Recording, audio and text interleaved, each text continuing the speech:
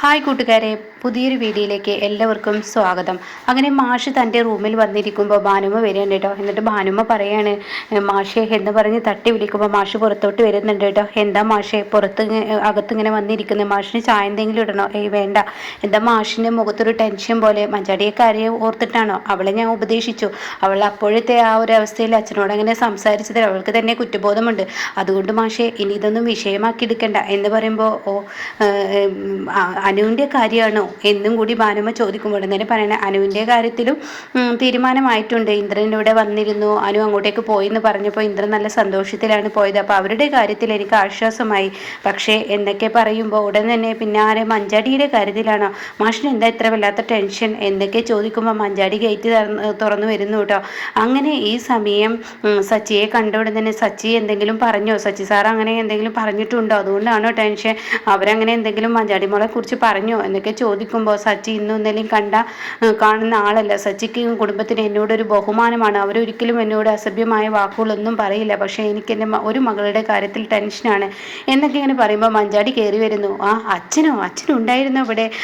എന്തായാലും അച്ഛൻ സച്ചി സാറിനെ കണ്ടോ എന്നൊക്കെ പറയാൻ തുടങ്ങുമ്പോഴേക്കും ഇന്നും ആ ഗോകുല് കോളേജിലോട്ട് വന്നിരുന്നു. അവൻ്റെ നിരീക്ഷിക്കലുണ്ടത്, അതെനിക്ക് ഇഷ്ടപ്പെടുന്നില്ല.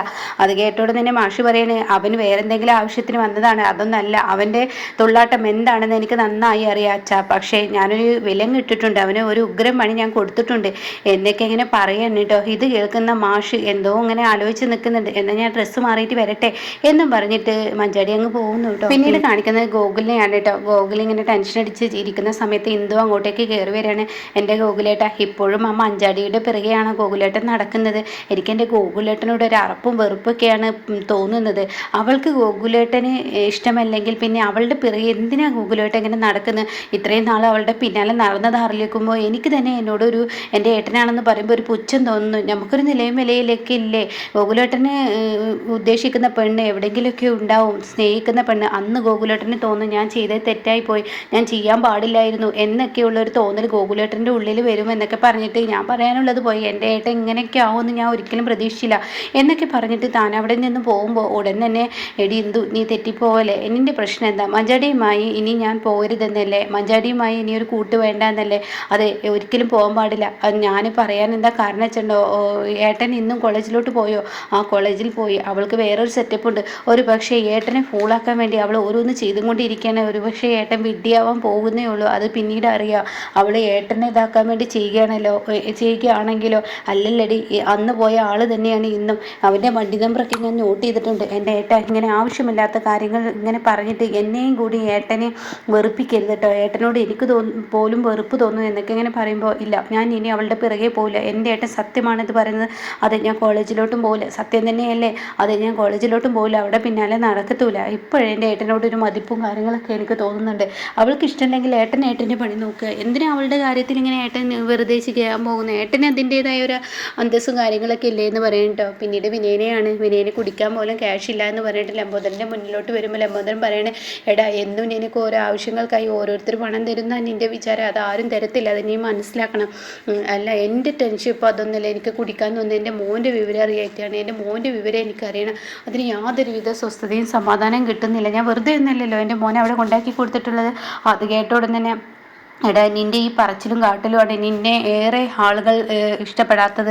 എന്തിനാണ് നീ ഇങ്ങനെ പറയുന്നത്? അവർക്ക് അവരുടെ കുഞ്ഞിനെ നോക്കാനും ചിരുവിനെ നോക്കാനൊക്കെ അവർക്ക് അറിയത്തില്ല. അതൊക്കെ ആയിരിക്കും. ഞാൻ 1.5 ലക്ഷം രൂപ വെറുതെ ഒന്നല്ല കൊണ്ടുകൊടുത്തത്. നിനക്കിപ്പോൾ എന്താ? നിൻ്റെ മോൻ്റെ വിവരം അറിയണില്ല? എനിക്കെൻ്റെ മോനെ കാണാൻ തിടുക്കം മൈനാളെന്ന് പഞ്ചരത്നത്തിലോട്ട് പോയെങ്കിലോ? അത് കേട്ട ഉടൻ തന്നെ, എടാ, നിനക്കൊരു നിലയും വിലയുണ്ട്. ആ നിലയും വിലയും നീ കളയരുത്. അതാണ് നീ ഇപ്പോൾ ചെയ്തുകൊണ്ടിരിക്കുന്നത്. അങ്ങനെ നിലയും വിലയും കളഞ്ഞാൽ നിനക്ക് പിന്നീട് ആരുടെയും മുന്നിൽ തല ഉയർത്തി നടക്കാൻ പറ്റത്തില്ല. ഇനിയിപ്പോൾ ഒരു പണി ചെയ്തോ, നീ ഫോണിലോട്ടൊന്ന് വിളിച്ചിട്ട് വിവരം അന്വേഷിച്ചു. അതിന് അവൾ എൻ്റെ ഫോൺ എടുക്കില്ലല്ലോ, ചേരുവൻ്റെ ഫോൺ എടുക്കത്തില്ലല്ലോ. പിന്നെ ഞാൻ എങ്ങനെ ഫോണിലോട്ട് വിളിക്കുക? അപ്പോൾ ആഷിന് വിളിച്ചോ, കാര്യങ്ങൾ അറിയാലോ. അതിന് അങ്ങേര് ഇവിടെ അനുപമയുടെ എന്തോ കാര്യത്തിന് വേണ്ടി ഇങ്ങോട്ട് വന്നു എന്നൊക്കെ പറഞ്ഞ് കേൾക്കാനുണ്ട്. പിന്നെ അവിടെ ആരാ ഉള്ളത്? ആണുങ്ങളായിട്ട് രഘു ഉണ്ട്. എന്നാൽ രഘുവിന് വിളിച്ചോ? അയാൾക്ക് എന്നോട് ദേഷ്യ വെറുപ്പാ. അയാളുടെ ഓരോ കാര്യങ്ങൾ ഞാൻ കണ്ടുപിടിച്ചു എന്നുള്ള ആ ഒരു ഇതുകൊണ്ട് അയാൾക്ക് വെറുപ്പായിരിക്കും എന്നോട്. ഇടത്തൊക്കെ നിൻ്റെ തോന്നലാണ്. നീ എന്തായാലും അങ്ങോട്ടേക്ക് വിളിച്ചു നോക്ക് എന്നും പറയാൻ കേട്ടോ. അങ്ങനെ ഈ സമയം ചിരുവിനെ സമയം അമ്പിളിയെ കാണിക്കുന്ന അമ്പിളി ചിരുവിൻ്റെ ബെഡൊക്കെ കുടയുന്ന സമയത്ത് ചിരു വരെ ചേച്ചി ഞാനിതൊക്കെ ചെയ്തോളാം, ഓ ഇത്രയും പണി ചെയ്ത എനിക്ക് നിൻ്റെ ഇതൊക്കെ ചെയ്തു തരുന്ന എൻ്റെ കയ്യിലെ വളയൊന്നും ഊരിപ്പോവില്ലല്ലോ, ഞാൻ ചെയ്തോളാം മോളെ എന്നൊക്കെ ഇങ്ങനെ പറയാൻ കേട്ടോ. ആ സമയം കാണാം അവിടെ ഇരിക്കുന്ന ഒരു ഫോൺ അടിക്കുന്ന. അപ്പോൾ അത് കേട്ട ഉടനെ തന്നെ എടി ഇത് നിൻ്റെ ഫോണിൻ്റെ റിംഗ് ടൂൺ അല്ലല്ലോ, അത് ആരുടെ ഫോണാണ്? അത് രഘുവേട്ടൻ്റെ ഫോണാണ് ചേച്ചി. ചേച്ചി രഘുവേട്ടൻ്റെ ഫോൺ പരീക്ഷിക്കാൻ വേണ്ടി കൊണ്ടുവന്നിച്ചിരിക്കുകയാണ്. അതെന്തിനാണ് അയാളുടെ ഫോൺ ഞാൻ നോക്കുന്നത്? രഘുവേട്ടൻ എവിടെയാണ്? രഘുവേട്ടൻ പുറത്ത് നടക്കുകയെന്ന് തോന്നുന്നു. എന്നാൽ ചേച്ചി രഘുവേട്ടൻ്റെ ഫോണാണ്, രഘുവേട്ടന് കൊണ്ടു കൊടുക്കുക. ആരാണ് കോള് വരുന്നത്, ആർക്കാണ് രഘുവേട്ടൻ വിളിക്കുന്നത് എന്നൊക്കെ ചേച്ചിക്ക് സംശയമല്ലേ? അപ്പോൾ ആ സംശയം തീർക്കാൻ വേണ്ടിയാണ് ഇതൊക്കെ ചെയ്യുന്നത്. എടി അങ്ങനെയുള്ള സംശയമൊന്നും തീർക്കല്ലേ വേണ്ട, അവനവൻ്റെ മനസ്സിനോട് ആദ്യം കറക്റ്റ് സത്യങ്ങൾ തുറന്നു പറയാണ് വേണ്ടത്. അവനവൻ്റെ മനസ്സിന് വിശ്വാസമുള്ളത് മാത്രമേ ചെയ്യാൻ വേണ്ടത്. അങ്ങോട്ടും ഇങ്ങോട്ടും തിരിച്ചു പറയുന്ന അമ്പിളിയുടെ ഈ സ്വഭാവം കേൾക്കുമ്പോൾ ചിരുവിന് തന്നെ എന്താ ചേച്ചി ഇങ്ങനെയൊക്കെ പറയുന്നത്?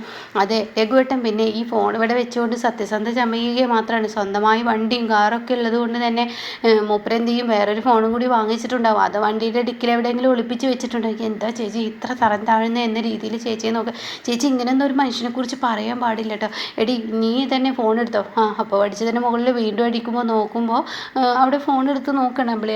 ഇത് വിനയനാണല്ലോ. അപ്പോൾ ചേച്ചിയുടെ സംശയം തീർന്ന്. എനിക്കെന്ത് സംശയം? എനിക്കാരും സംശയമില്ല. ഓരോരുത്തരെ വേരി വീണ സംശയങ്ങൾ ഓരോരുത്തരാണ് തീർക്കേണ്ടത്. എൻ്റെ ചേച്ചി കുറച്ച് നേരത്തെ എന്താ ചേച്ചി പറഞ്ഞത്? അതൊക്കെ കേട്ടിട്ട് ദേഷ്യം സത്യം പറഞ്ഞാൽ ചിരുവിനെ പിടിക്കുകയാണ്. എനിക്ക് പറയാനുള്ളത് പറഞ്ഞു.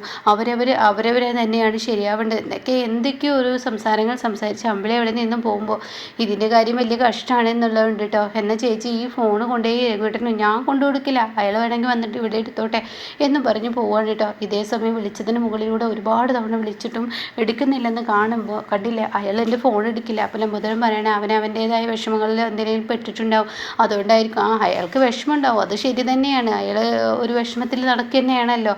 അപ്പോൾ അതുകൊണ്ട് അയാൾ എന്തെങ്കിലുമൊക്കെ ഒരു അമ്മ പറഞ്ഞതുപോലെ പെട്ടിട്ടുണ്ടാവും.